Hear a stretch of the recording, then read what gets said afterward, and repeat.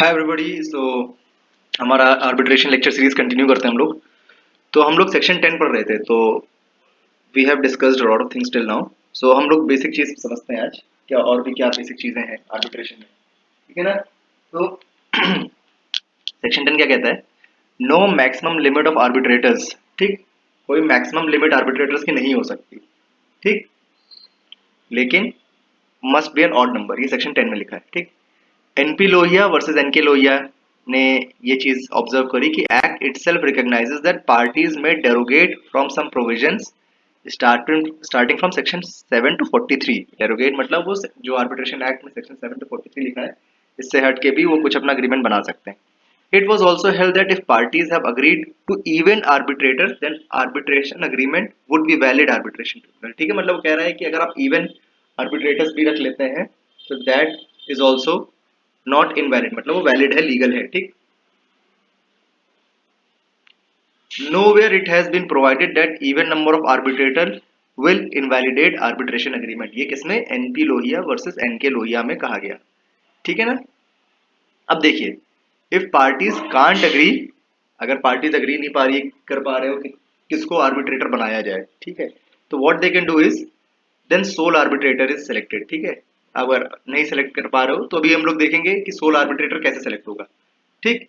अब देखते हैं कि अगर सोल आर्बिट्रेटर भी नहीं डिसाइड हो पा रहा है कि किसको बनाएंगे, तो what they will do is, अगर डोमेस्टिक डोमेस्टिक आर्बिट्रेशन है, ठीक है ना, तो high court designated arbitral institutions होते हैं, वो आपको आर्बिट्रेटर अपॉइंट करके देगा। अगर इंटरनेशनल आर्बिट्रेशन है तो supreme court designated arbitral institution आपको एक आर्बिट्रेटर अपॉइंट करके देगा, ठीक। काफी इंपॉर्टेंट है ये। अगर डोमेस्टिक है तो high court designated arbitral institute निकाल के आपको एक देगा आर्बिट्रेटर, और अगर इंटरनेशनल आर्बिट्रेशन है तो सुप्रीम कोर्ट देगा, ठीक। अब सेक्शन 11 कहता है general rule is that arbitrator of any nationality can be appointed, ठीक, very important. Any nationality can be, जरूरी नहीं कि अगर इंडिया का आर्बिट्रेशन है तो इंडिया का कोई आदमी हो, ठीक। बट पार्टीज में agree that arbitrator must belong to a particular nationality. आप जब आर्बिट्रेशन अग्रीमेंट करेंगे उसमें you can agree on this clause कि भाई जो आर्बिट्रेटर होगा that should be of a particular nationality. Number of arbitrators shall be decided by section 10, जो हम लोग भी पढ़ के आए, but procedure for appointment must be as per section 11, ठीक।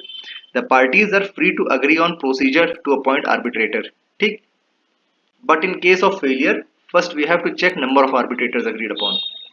If three arbitrators, each party appoint one arbitrator and two opposite arbitrators shall appoint a third one, ठीक है। अभी कह रहा है कि जो अगर आपने तीन आर्बिट्रेटर अपॉइंट कराए तो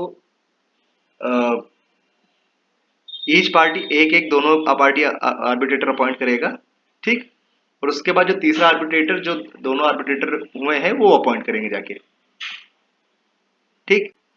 यही रहा। अब बर्डन ऑफ आर्बिट्रेटर क्या होगा? अब आर्बिट्रेटर के ऊपर भी एक बर्डन होता है, ठीक है। This is a very peculiar provision of arbitration and conciliation act. Arbitrator के ऊपर भी एक बर्डन होता है, सेक्शन 12 में लिखा है, काफी इंपॉर्टेंट, ठीक। जब तक वो अपॉइंटेड नहीं है और बात चल रही है कि इस बंदे को आर्बिट्रेटर बनाया जाएगा, तो उसके ऊपर एक बर्डन होता है। बट दो बर्डन होते हैं टेक्निकली। एक बर्डन होता है नॉट टू बी बाइज्ड, कि भाई जो आर्बिट्रेशन होगा उसमें वो बाइज नहीं रहेगा, ठीक। और दूसरा बर्डन जो होगा that he has to finish the arbitration within 12 months, ठीक है। दो burden, not to be biased, second is finish within 12 months, ठीक। जब नॉट टू बी बायस्ड वाला जो उसको बर्डन हटाना होगा, उसमें उसको जस्टिफाइबल डाउट्स जो पार्टीज रेज करेंगी, he has to clear those doubts, ठीक है। And he has to prove his impartiality कि भाई मैं किसी को, दोनों में पार्टी में से किसी को नहीं जानता हूँ अच्छे से, मेरे किसी के साथ ऐसे कोई फेवरेटिज्म नहीं करूंगा, ये सब बताने रहेगा, ठीक। If party comes to know after the appointment that the arbitrator is biased, तब क्या होगा? सेक्शन 12(2) में इसका आंसर देगा। जब पार्टीज को पता चला, दोनों में से एक पार्टी को पता चला कि हाँ भाई ये दो आर्बिट्रेटर है तो भैया बायस्ड है, then what will happen, then we have to see section 12(2). अभी हम लोग आगे पढ़ेंगे, ठीक है। Above burden continues throughout the appointment, he has to inform the parties. ये जो बर्डन है नॉट टू बी बायस्ड, ये इसको थ्रू आउट द आर्बिट्रेशन जब तक चलता रहेगा तब तक उसको हर जगह जगह पे दिखाना रहेगा कि no no I am not biased, I am perfectly unbiased towards this arbitration, उसको दिखाना रहना पड़ेगा, ठीक है।